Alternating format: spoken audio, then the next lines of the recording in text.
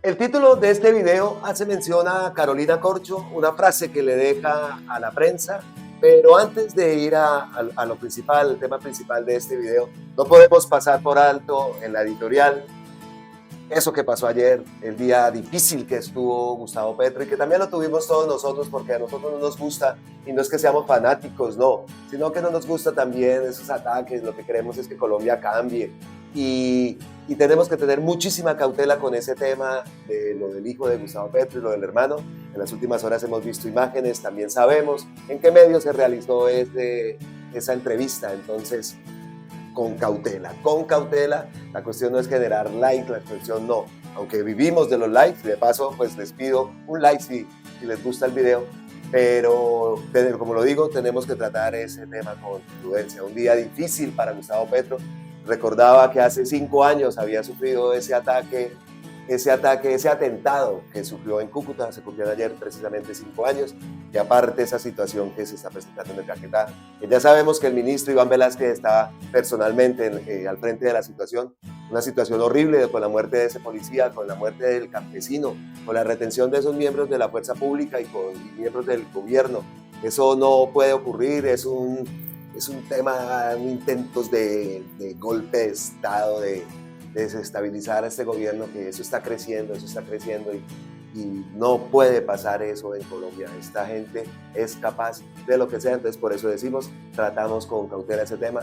Otra cosa que pasó ayer, que mal, y ahí pierde también Colombia, es que el Consejo de Estado suspendió el decreto que otorgó funciones a Petro para el control de los servicios públicos. Además, declaró medida cautelar de urgencia de suspensión provisional al decreto. Así que fue otro mazazo, algo que quería hacer Gustavo Petro para evitar esa usura con los precios de los servicios públicos, pero también Gustavo Petro y el gobierno demuestra un talante diferente a otros gobiernos, acatan las órdenes judiciales y pues bueno, bien, vamos a ver también qué pasa con esto. Es impresionante todo lo que ocurrió el día de ayer. Entonces hoy pues ya dejamos este tema a un lado, como lo digo, es un tema que vamos a tratar con cautela y nos vamos para el discurso de Carolina.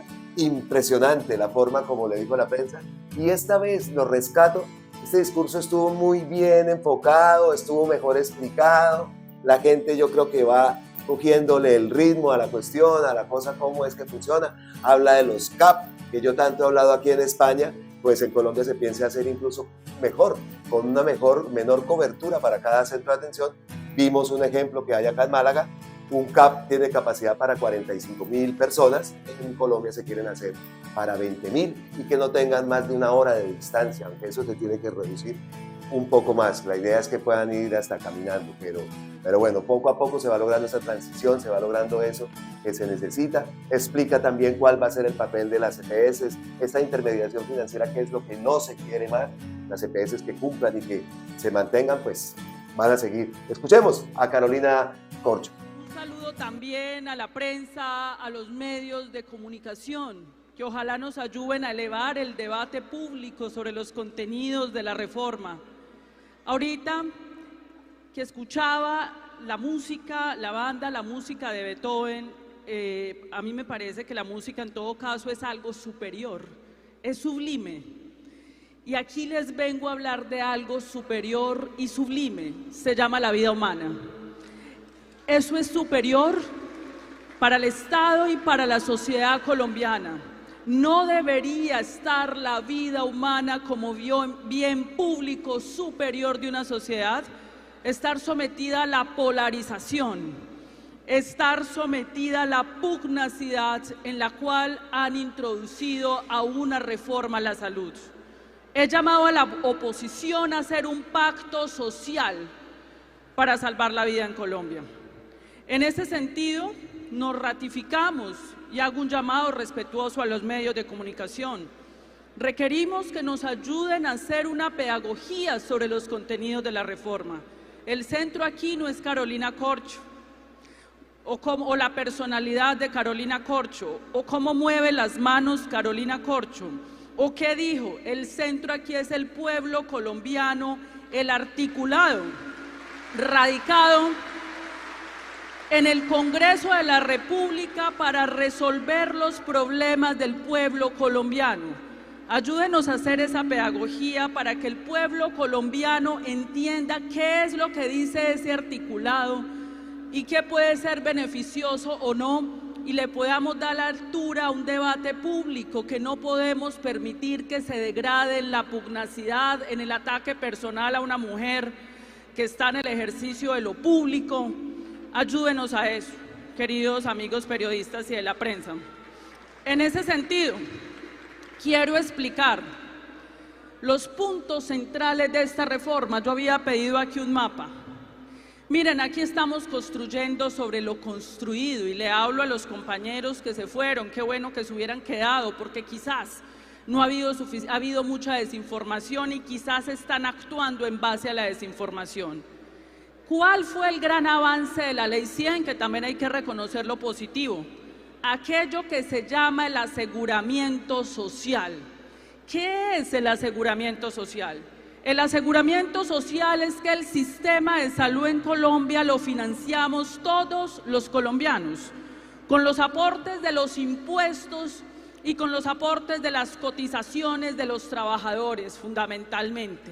Todos esos recursos van a una bolsa, y de esa bolsa, quienes no nos enfermamos, financiamos los tratamientos de quienes se enferman, incluido el alto costo, las enfermedades huérfanas, y eso fue un gran avance de la Ley 100, y ese es el aseguramiento social.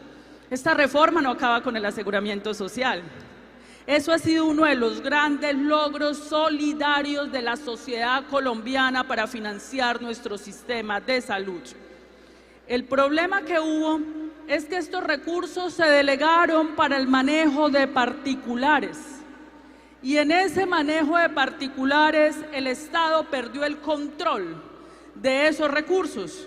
Entonces estos particulares comenzaron la construcción de clínicas, la atención concentrada en las grandes ciudades del país, en el norte de Bogotá, en las zonas del norte de Barranquilla, en las partes del sur de Cali, en el poblado de Medellín, donde se concentra la mayor prestación de servicios, y abandonaron a la mitad del pueblo colombiano a su suerte. Ese no era el pacto social que habíamos hecho. El pacto social es que todos éramos iguales y solidariamente financiamos. Y aquí ven ustedes este mapa, que quiero que por favor, amigos periodistas, observemos este mapa, no a mí, el mapa es lo que preocupa.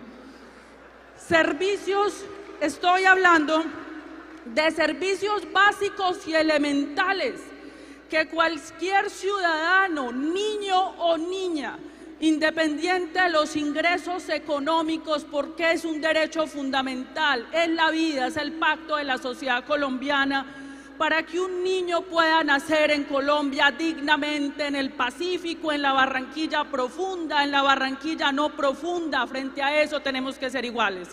Y ese pacto se vulneró en Colombia. Servicios de partos, servicios de consulta de medicina general y servicios de urgencias del país. Donde ustedes ven más oscurito es donde están más servicios concentrados. Miren cómo medio país se quedó sin servicios de parto. No estoy hablando de unidades de cuidados intensivos, no estoy hablando de unidades de diálisis renal, estoy hablando de lo básico y elemental que un Estado de Derecho tiene que tener para que un bebé nazca en Colombia. ¿Y qué pasó? En una región como Antioquia, mi otra tierra, se concentraron esos servicios en Medellín, y en el Atlántico se concentraron en Barranquilla, y en Bogotá se concentraron en el norte y en el oriente, y así millones de colombianos fueron quedando sin un servicio de urgencias cerca, y muchos murieron, y muchos fueron atendidos por parteras y médicos tradicionales porque no había más, y muchos se resignaron. Mientras que el mundo registra hoy la mayor tasa de la OCDE de mortalidad materna está en Colombia, y eso es una vergüenza, que una mamá no pueda ser mamá y que un bebé no haya podido nacer cuando los colombianos pusimos billones de pesos para que esos niños nacieran. Y eso es lo que no podemos aceptar como sociedad. Y esto no es un problema de izquierda, de centro o derecha. Yo invito a los directores de EPS, a los señores de la oposición a que nos pongamos de acuerdo en que esto no puede seguir pasando en Colombia. Y eso es la reforma a la salud. Suficientes recursos tiene el sistema de salud para dotar los 600 municipios que quedaron sin puestos de salud en las zonas campesinas. El campesinado colombiano entrega su vida para ponernos un plato en la casa de comida. Lo mínimo es que puedan vivir. Lo mínimo es que el Estado les garantice su acceso a la salud. Y los 300 municipios donde se cerraron las salas de parto, que porque no eran rentables financieramente, que porque tenía que haber rentabilidad. ¿Quién dijo que un derecho fundamental tenía que ser rentable? Los colombianos pagamos nuestros impuestos y los trabajadores nuestras cotizaciones para que pueda garantizarse la vida. La vida en sí misma es rentable, la vida en sí misma hay que protegerla.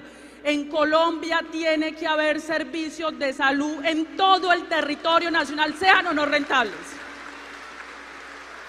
Y ese es el compromiso con el presidente. Y yo me pregunto, señores de la prensa, ¿y por qué me tienen que insultar por eso? ¿Por qué tienen que generar una animadversión en Colombia? ¿Por qué decir que en Colombia tiene que nacer un niño, tiene que nacer una materna, tiene que generar polarización? ¿Por qué? Eso es básico, eso es elemental. Eso debería ser obvio, elemental en Colombia. ¿Y qué busca la reforma a la salud? Que una parte de los recursos de la salud, y esto está financiado, digamos, permanentemente, financiado por los recursos de los colombianos, se dirijan a la atención primaria en salud. ¿Y qué es la atención primaria en salud?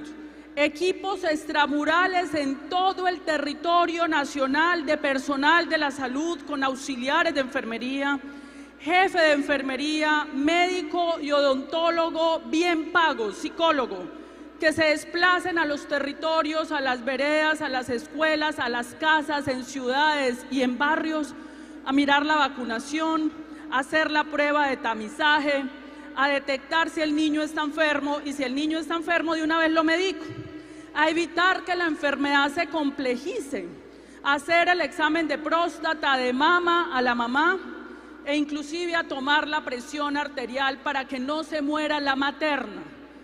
Tenemos los recursos, no necesitamos recursos adicionales. Es reorganizar los recursos de la salud para direccionar. Los sistemas de salud en el mundo gastan el 30% en esto que se llama el nivel primario. Y el nivel primario, cuando lleguemos, porque esto no se hace de un día para otro, todo ciudadano a menos de una hora debe tener por lo menos estos servicios básicos: la sala de partos, los servicios de urgencias y la consulta del médico general. Y en algunas regiones se lleva una consulta del médico especialista, de acuerdo a las condiciones. En La Guajira es el pediatra, el ginecólogo, en Caldas es el psiquiatra, es decir, una avanzada de la consulta ambulatoria especializada para resolver problemas allí. Eso nos cuesta el 20% de todos los recursos de la salud y allí salvamos muchas vidas.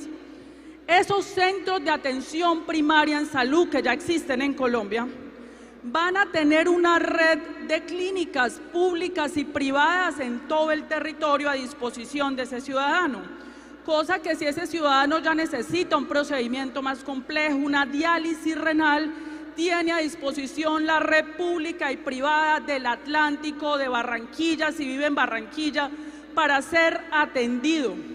En este proyecto de ley no hay autorizaciones, es la orden del médico tratante. La figura, por eso me hubiera gustado que se quedaran los pacientes. La figura de las autorizaciones no existe en la mayoría de sistemas de salud en el mundo. Ahí hemos perdido muchas vidas. Yo he visto morir gente que le detectan el cáncer y mientras que le hacen la autorización, la enfermedad avanzó y murió. Hemos perdido vidas en Colombia por eso. Con la orden del médico es suficiente para ser atendido. Y vamos a generar unos mecanismos de autorregulación de los médicos porque evidentemente tenemos unos recursos finitos. No somos ingenuos en saber que los recursos son finitos. Se desarrollarán unas auditorías médicas, una regulación de precios, una regulación tarifaria que hoy no existe en Colombia. Hoy en Colombia se pagan los procedimientos a cualquier precio y unas juntas de autorregulación médica, pero no puede ser el paciente el que pague porque no le dieron una autorización. Con la orden del médico será suficiente para irse a la mediana y a la alta complejidad. Eso es lo que denominamos la atención primaria en salud. ¿Y quién va a pagar eso? Los mismos que lo pagamos hoy, todos los colombianos. Esos centros de atención primaria en salud donde todos los colombianos estaremos inscritos serán públicos, privados y mixtos. Construiremos sobre lo construido. Esos centros que tienen las EPS, y fíjense en lo siguiente, si no hay reforma, en 5 años las EPS terminarían acabándose solas. Empezaron 150, vamos en 28, la mayoría no cumplen. Deberían ser liquidadas. Si tú las liquidas, en un efecto dominó se llevan a las otras. Es cuestión de tiempo. Si no hay reforma, y quiero que escuchen esto con claridad, en 5 años por un efecto dominó se acaban las EPS. Y el gobierno tendría que presentar una reforma al Congreso. En esta reforma vamos a darle una oportunidad a las EPS que funcionan para que puedan aportar lo que han hecho. Miren que es lo contrario a lo que se le ha dicho al país, que el gobierno del presidente Gustavo Petro acaba las EPS, no, se les va a dar una salida, se les da la posibilidad que allí donde tienen centros de atención primaria, contribuyan poniendo centros de atención primaria y se les paga. Se les da la oportunidad de que sigan aportando al sistema con las clínicas de mediana y alta complejidad. Esas clínicas facturarán al ADRES, que será el pagador único que pagará directamente a los centros de atención primaria en salud. En la Colombia profunda nos toca pagar más, porque llevar un especialista a la Colombia profunda nos cuesta más. ¿Saben cuánto gana un auxiliar de enfermería en La Guajira? 600.000 pesos al mes. Eso es una forma de precarización. Aquí, para que la enfermera, el médico se vaya a Colombia, tiene que ganar 2 o 3 veces más que si ocurriera en la ciudad. Y tenemos los recursos para hacerlo. Tenemos los recursos para llevar ese médico y esa enfermera a esos lugares a donde tienen que llegar. En ese sentido, les quiero decir que el proyecto de ley plantea que se pague directamente del fondo que ya existe a esos centros de atención primaria en salud públicos y privados, y se le paga a los centros de atención primaria en salud de las EPS, y que esas clínicas y hospitales facturen al ADRES para que el ADRES pague directamente. Eso es un elemento central. Ahora, el ADRES ya existe. El ADRES tiene que dotarse de tecnología de punta, como en todas partes del mundo, con un sistema de información donde todos los barranquilleros, colombianos y atlanticenses podamos ver las transacciones de pago a cada clínica y hospital, para que se vuelva infranqueable la corrupción. ¿En cuánto tiempo lograremos eso? Hemos estipulado en el proyecto de ley que cada 2 años el gobierno nacional hará una evaluación de ese ADRES para que ese ADRES posibilite cuándo puede hacerlo. No lo hará hasta que no esté preparado. Y con el Congreso de la República le pedimos que le ponga todas las medidas anticorrupción. El que se robe un peso de la salud va preso. Va preso porque son los recursos de la vida de los colombianos. Hoy no tenemos forma de saber qué pasa con billones de pesos. El ADRES gira de manera ciega, otros ordenan el gasto y no hay control. Llevamos 3 décadas donde no hay control de billones de pesos. ¿Ustedes entienden lo que pasó en Colombia? ¿Entienden la magnitud de lo que tenemos que corregir? Esos recursos tienen que ir de manera transparente. Segundo elemento, pagador único, que es lo que les acabo de explicar. Y tercer elemento central, régimen laboral especial para los trabajadores y trabajadoras de la salud, que tendrán que ser dignificados, que tendrán que tener su régimen laboral de protección y de pago para que puedan trabajar de manera digna. Vamos a cuidar la vida del millón de trabajadores que cuidan la vida en Colombia y haremos un homenaje a los héroes que perdieron la vida en la pandemia, cuidando la vida de otros. Y el mejor homenaje es la formalización de esos trabajadores. ¿Cómo se hará esto? Hay un capítulo de transición. El cambio no se hace de un día para otro. Hay un capítulo de transición y gradualidad para que esto se haga en el tiempo. Ningún colombiano, óigase bien, y eso dice explícitamente en el proyecto de ley, ningún colombiano va a quedar desprotegido de su prestación de servicios de salud durante la transición. Los colombianos que ganaron tutelas con enfermedades de alto costo y huérfanas se seguirá pagando sus tratamientos, no se pierden derechos adquiridos. Otro elemento, no es cierto, y ayúdenme a repetir esto, no es verdad que se vaya a entregar recursos a gobernadores y alcaldes, no es cierto. No sigamos repitiendo esto. Los recursos de la salud van dirigidos directamente a pagarle a las clínicas y hospitales a quienes hoy las EPS adeudan más de 23 billones de pesos que el Estado colombiano les giró. No puede seguir un hospital pagándole a un trabajador cada 5 o 6 meses. Los recursos van directamente a las clínicas y hospitales. Ayúdenos a hacer esa pedagogía, porque se le ha dicho al país, generando miedo, que vamos a entregar plata a gobernadores y alcaldes. Hoy los gobernadores y los alcaldes manejan unos recursos de la salud. Vamos a poner medidas de control para que esto se haga de manera transparente y eficaz. Eso es lo que vamos a hacer. Les acabo, tampoco es cierto que se acabe la prepagada. Los ciudadanos que tengan la posibilidad, que son muy poquitos en Colombia, una prepagada cuesta 1 millón al mes, que tengan las posibilidades de seguir en prepagada, van a seguir en prepagada.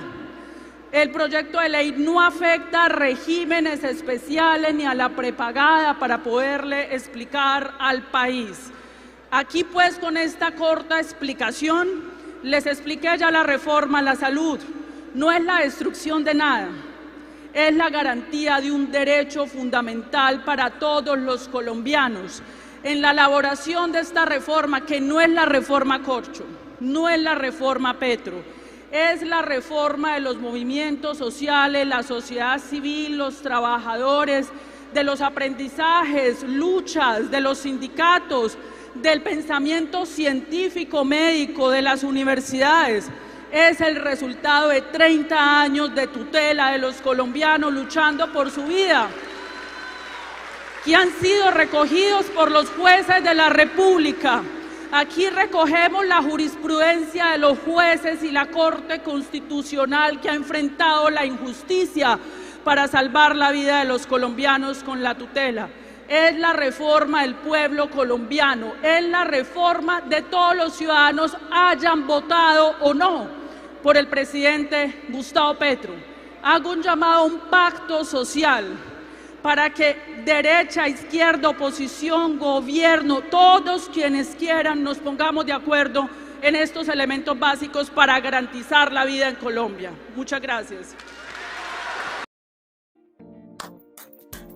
Aplaudo la forma como Carolina no solo le manda el mensaje a la prensa, que también me encanta esa estrategia, la forma como comunicó esta vez, que así lo ha dicho muchas veces, pero esta vez, no sé, tenía un carisma diferente y acompañada con ese mensaje a la prensa de que por favor colaboren, de que por favor dejen de mentir, aunque sabemos que eso va a ser difícil, pero sí viene bien que los haga quedar mal, que les pidan el favor al oído público de que informen, que están diciendo las cosas que no son. Detalles importantes, reafirma que los gobernadores y alcaldes van a recibir ningún dinero. Eso es una de las mentiras más grandes y con las que han utilizado para atacar esta reforma. Otra, que los que quieran seguir pagando el milloncito o algo más de prepagada, pues que lo paguen. Eso no se va a acabar y no va a tener ningún corte de eso, o no van a poder seguir teniendo su medicina. No, señor, si quieren seguir teniendo su medicina, bien pueda y páguese el milloncito. Que va a quedar gente mientras se hace esta transición sin cobertura médica. Falso de toda falsedad, lo ha dicho aquí, en todo Colombia lo ha dicho, por donde va lo ha dicho, pero no, ellos no lo van a decir. Entonces, acompañado de una frase: señores prensa, este detalle que es que han dicho esto, pues vamos a ver si esa estrategia les sirve, porque a ver, están haciendo muchísimo daño y ellos no se dan cuenta de que el futuro, que están siendo partícipes del futuro que quieren dejarles un futuro sin salud, un futuro sin nada. Ahora tendrán dinero para muchas cosas, pero la vida da muchas vueltas y de pronto tengan que recurrir a la salud pública, que es lo que se quiere montar, y ahí, ay Dios, ahí la van a ver cómo es la realidad de las cosas. Entonces, cerramos aquí este video, nada de negativismo, con optimismo. Esperemos a que sucedan las cosas, a que se esclarezcan todas estas cuestiones y vamos para adelante, que no nos distraigamos porque hay que seguir con todo esto. Reformas, cambios que necesita Colombia y bueno, entonces no más.